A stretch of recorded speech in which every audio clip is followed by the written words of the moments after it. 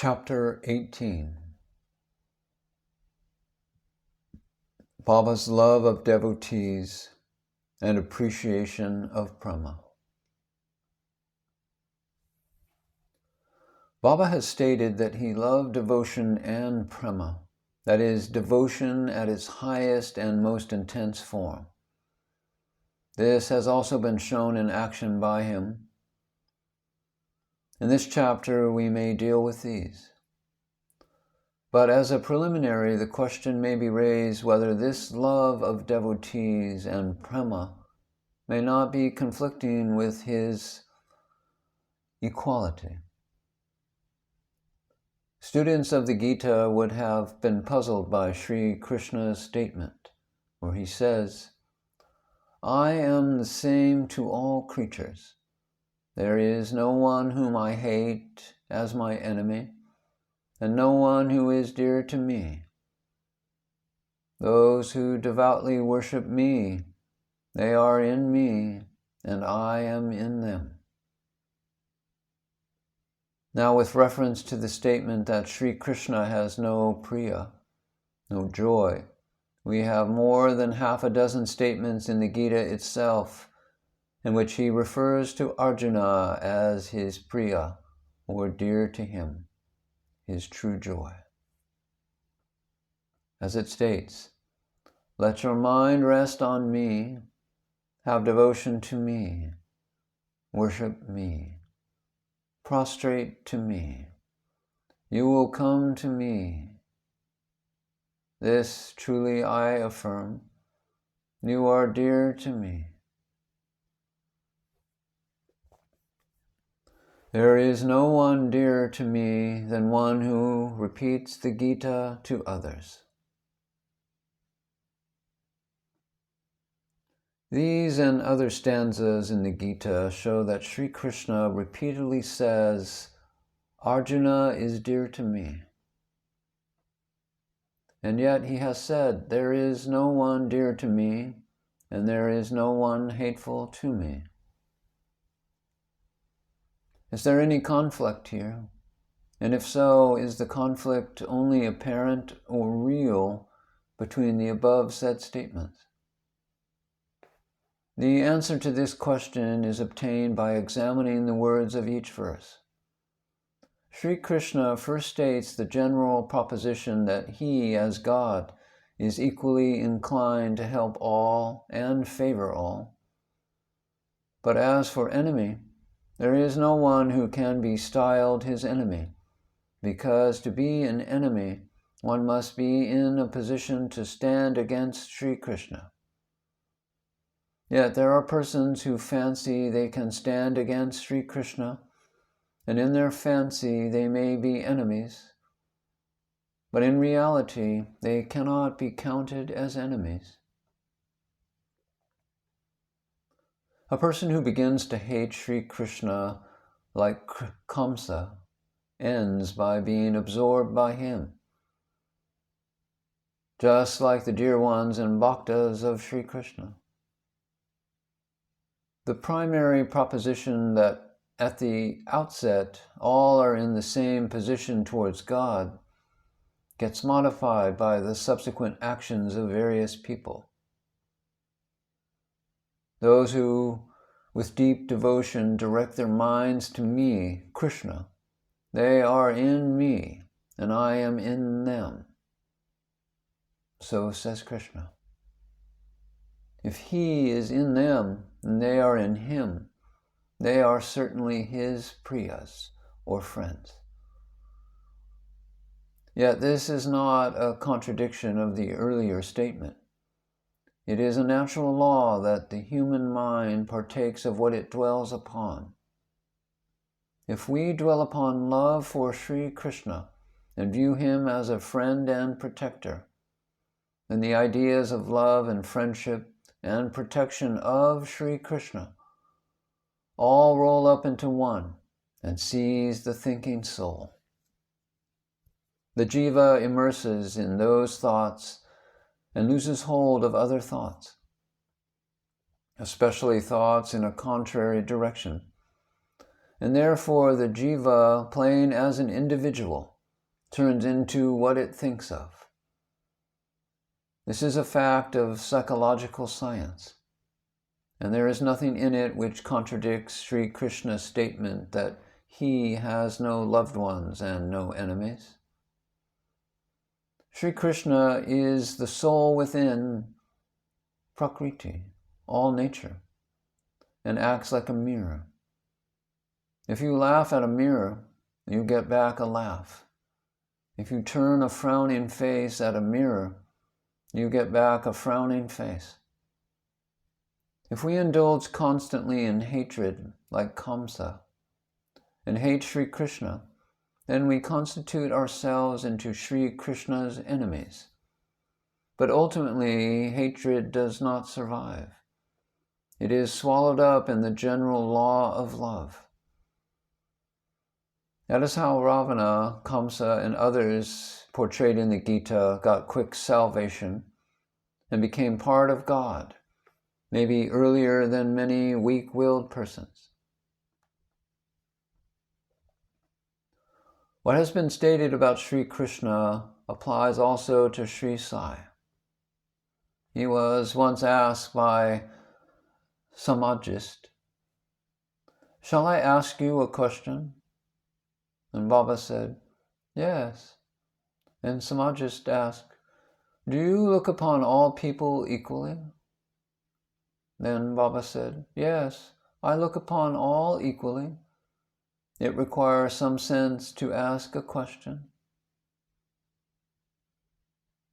The point is that Baba had several persons to whom he showed great consideration, such as Nana Chandokar and Tachapatil, just as Sri Krishna showed special affection for Arjuna and Uddhava. Baba distinctly stated that he was anxious to help Chandokar and Patil, and did not actually help them, or did actually help them. Yet Baba has said that he is impartial and does not prefer one to another. What is the explanation? The same as in Sri Krishna's case. If anyone has previously been loving Baba and getting attached to him with repeated efforts, the natural law of psychology and of ethics makes Baba respond to him more vigorously and constantly than to others. Thus he seems to favor those persons who have been constantly drawn to him in the past.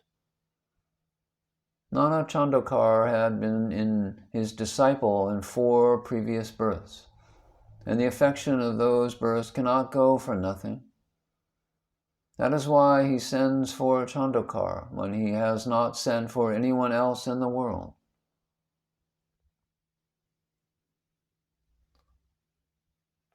Similar in the case of Mrs. Karpali, first without touching any of the previously offered ones, because for several births, one after another, she had been anxiously and lovingly taking up devotion to him and giving milk and food. Baba said, "The food she gives me is sweet with her love." And similarly it was towards Tachapatil that Baba showed considerable concern and helped him to get a large income on which income tax was levied. He was well known to the pet. The reason was that Baba himself gave out and what everybody knew. Tachapatil's parents were greatly attached to Baba from the very beginning of Baba's visit to Shirdi, and he had become like a pet when he had made no name and exhibited no powers. And Tachapatil's mother would run into jungles taking food in her hand to feed Baba, a self-forgetful fakur who did not care for his food. She was looking after Baba with so much love, even in the past birth, and Baba's nature had gratitude as its bedrock, and he could never forget such ardent and loving service. He also explained that Tacha's mother was his sister in several previous births, and she was always feeding him. Therefore, Tacha, being a son of his sister of so many previous births, was expressly called by Baba his nephew, and Tacha always called Baba his mama, that is, maternal uncle. The effects of so many past births cannot be forgotten or brushed aside, and that is why Baba paid so much attention to Tacha. Tacha's own conduct also towards Baba was one of great surrender and attachment. Tacha used to sleep in the mosque along with Baba and Malspati for many years. That is, as long as he was a bachelor, and Baba used to attend to his body and soul. Baba would massage his legs, make passes over his head, and see that he did not come to grief.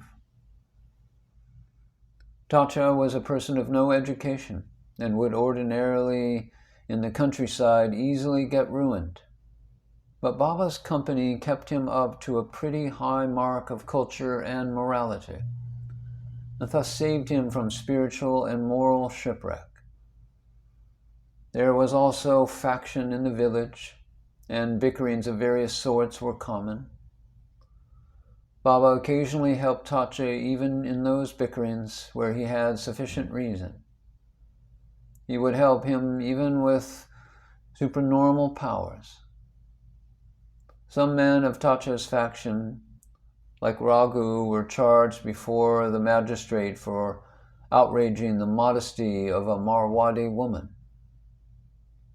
On the evidence of 6 eyewitnesses, Raghu and his set were all sentenced to imprisonment. This was the result of faction. The case was not true. When Raghu was crying in jail, Baba appeared to him in a dream and told him that he would be released quickly. Tacha took up the appeal papers first to some lawyers who thought that the case was too strong to have any success in appeal. But when the papers were taken to Baba, Baba ordered the papers to be taken to Bhav, that is S.B. Dumal, a pleader of Nasik, to be presented by him with an appeal memo before the district magistrate. Baba, by a wonderful power, gripped the mind of the magistrate and made him acquit Tacha's whole set of men, Raghu and all others, without sending for the papers, reading the judgment or the appeal memo, or even issuing notice to the respondent. This might be considered to be a very strong piece of evidence showing Baba's love of Tacha, leading to the disregard of law. That is true. But still, if Baba secured justice without caring for observing the formalities in a special case, there seems to be nothing wrong in it, for in the annals of civilian trials there may be several extraordinary instances showing disregard of laws of evidence and procedure. Coming back to the question of Baba's love for his devotees, his love for reggae was the return of a powerful love by the young reggae to him. In reggae's vision, Sri Narayan appeared and pointed out the figure of Baba to him as his guru. In a vision, Baba had told reggae that he was bound to him, and that he need not bow to Baba. On the first day of reggae's visit to Shirdi, Baba appeared to give him a rebuff, but told him in the afternoon that reggae was his child and embraced him.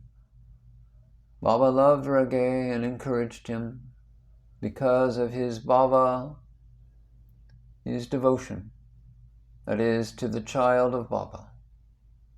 Baba offered to give any promotion that he wanted or anything else that he wanted, but reggae wanted only this, Baba, and that he should be with him.